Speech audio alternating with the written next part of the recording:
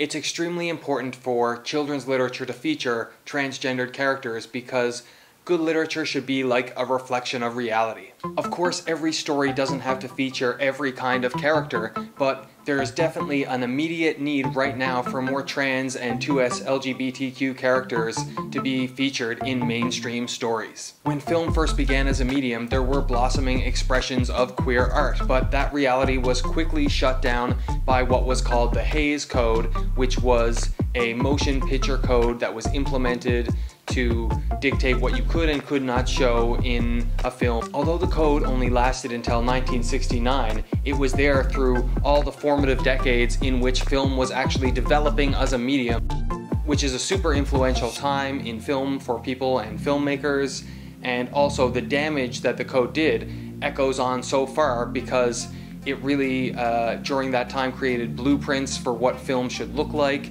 how characters should be created and portrayed on film. And the code concerned itself not just with the erasure of LGBTQ characters from modern scripts, but also from classical works of art. So books and, plays and works of literature that were adapted to the screen had queer characters rewrote or cut out altogether. Still, negative representations of LGBTQ people can be seen throughout that era of film, further serving to stigmatize and also confuse audiences. And although this era of filmmaking also did give us some awesome queer villains, there is literally no representation of happy, healthy, transgendered, or LGBTQ people of any kind in this era of filmmaking in the West, which is just, it's really messed up and heartbreaking because, people look to literature not just for how to act, but how to feel, and some people take that really seriously. So I think people who produce literature should take that seriously too, and I really mean produce as in like big motion picture producers and big producers who are publishing other people's content, because those are the people we should look to blame, and those are the people who are cutting out queer representations of writers who are writing those things in because they want to market it to a bigger audience. And I think it's okay to say, oh, we should write those stories ourselves that have the queer representation, which we should, but I think that these big giants should have some liability to do what is the morally right thing. Also, one doesn't have to look far to see that these villains in Western cartoons have their queerness married to the feature of their villainy, whereas if you look to Japanese cartoons or even Japanese live-action movies, you can see characters who are transgendered and they are villains, but you don't get the impression as the audience that they are villains by virtue of their transness. You also even have Japanese shows where the protagonist has like a respectful or even loving relationship between that trans villain, like in the instance of Goemon in Lupin III when he battles a student from the same master who is a trans woman, and that was like a cool exchange, I remember. Also, the character of Haku in Naruto, who is a really beloved character who is trans, shares a really nice emotional exchange with the protagonist characters, and even though that trans character is a villain character and they die, it was just a really well done character that didn't touch on any of those cringy, offensive tropes that I'm used to seeing in Western media. So that was refreshing.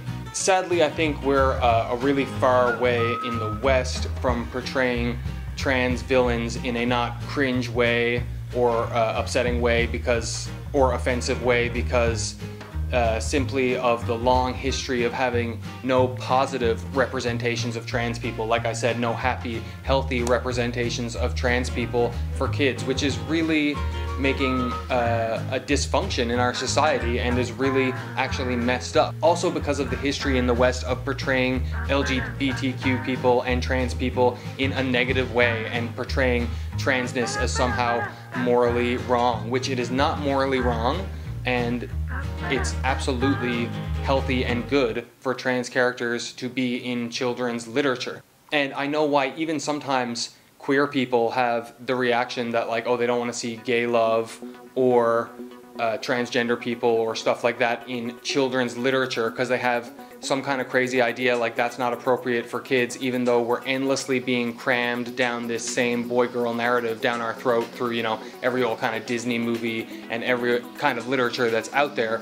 but for some reason people think that even though kids are trans and have trans parents and trans loved ones in their life and LGBTQ people in their life, people somehow think this content is inappropriate. It's inappropriate to have an erasure of those people from film because, like I said, people look to film and to media to take cues about how to act in society, and even in some cases on how to feel in certain instances. So it's really messed up that an entire group of people who makes up and contributes to our society is being erased from media. Like, let's honestly not let that continue to happen.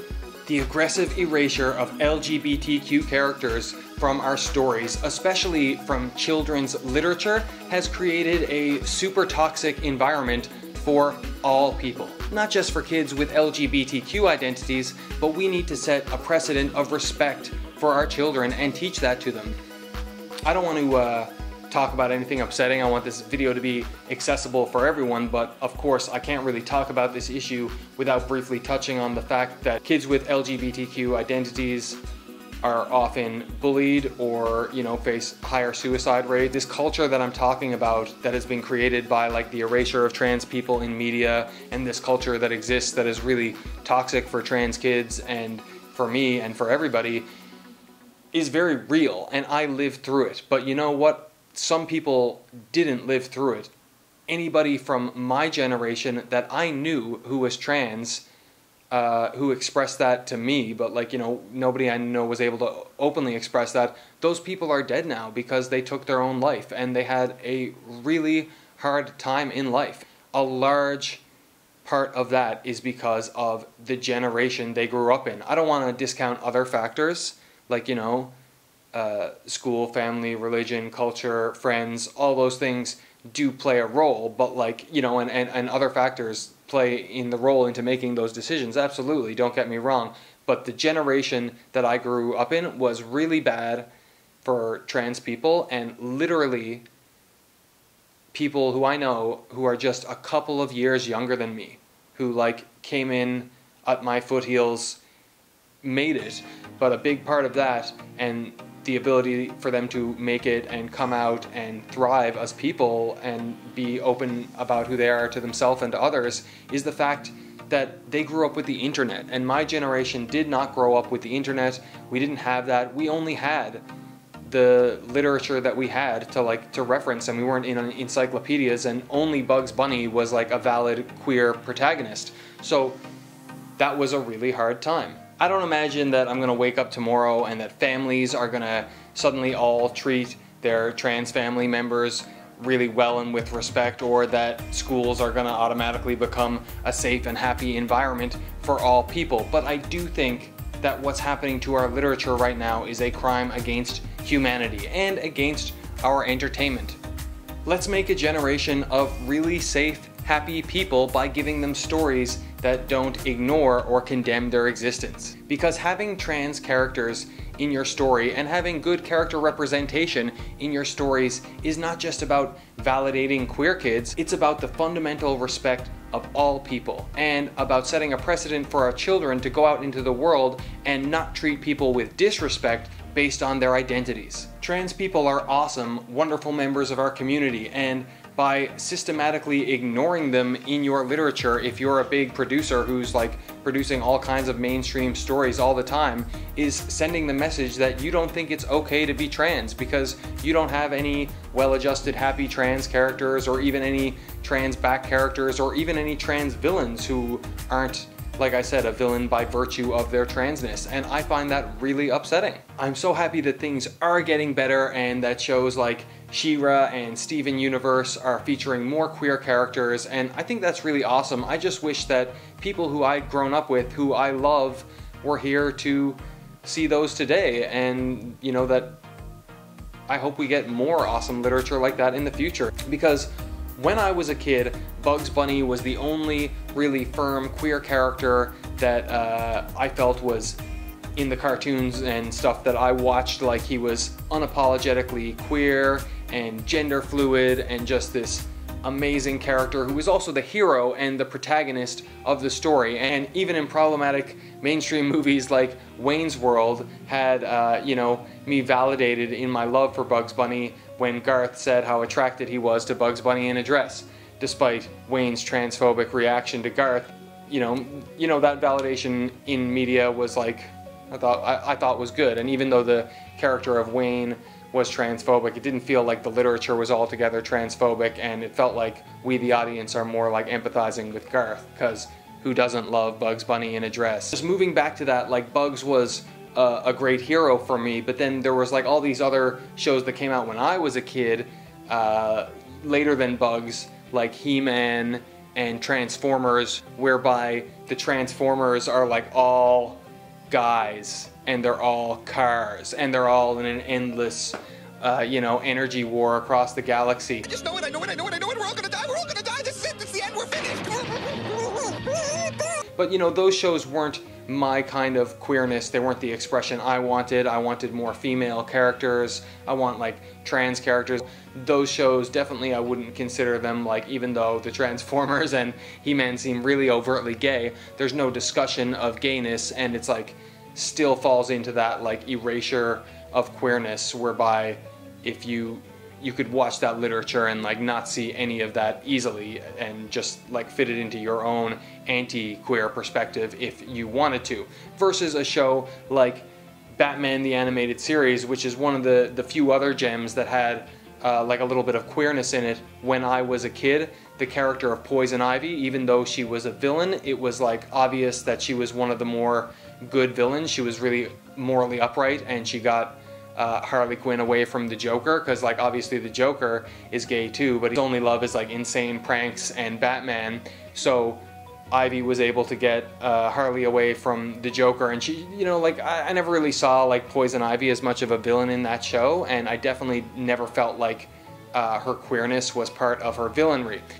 Similarly, Clayface was a super queer character, and he had a boyfriend who was, like, really good to him, and even though Clayface's story is really tragic and he's a villain, there was the character of his boyfriend who was, like, always a positive queer representation. And, you know, just Batman in general was, like, a super awesome show growing up. Another such show from the 90s that kind of filled that role was X-Men, and although there was sure to be no overt discussion of any LGBTQ content in it because the narrative was controlled by Fox as they produced the show.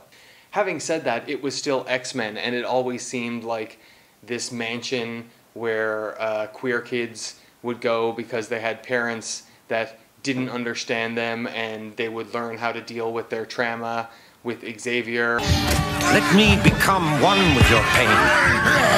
And it also, you know, there was nothing else like that in the Marvel world or in the cartoon world that kind of visually offered this universe where you could be like a musty, gothy trans dude and be a super powerful, successful villain, or a super powerful, successful protagonist and hero.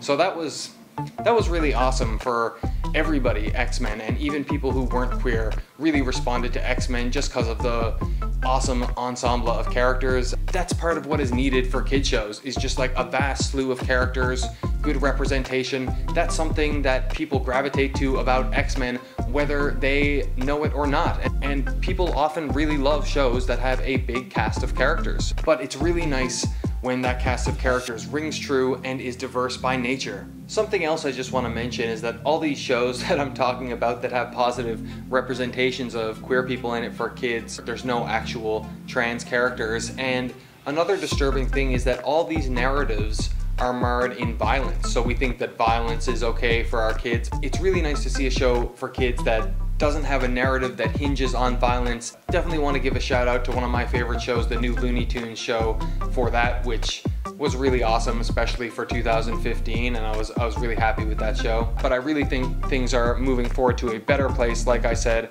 with more overt representation and discussion in shows like She-Ra. And also in the new Harley Quinn show, we enjoy more queer versions of characters like Clayface, Harley, and Ivy, and a better discussion of that and a better romance between Harley and Ivy. So I really love that new Harley Quinn show. That's it for my discussion of why there should be trans characters in children's literature. I hope you enjoyed the discussion, and I definitely want to hear from you in the comments bar below if you have any thoughts on these issues, or if you know of any good representations of 2S LGBTQ characters.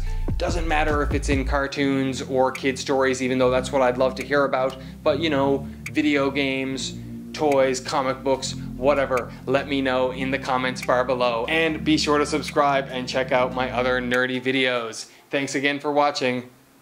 Cheers.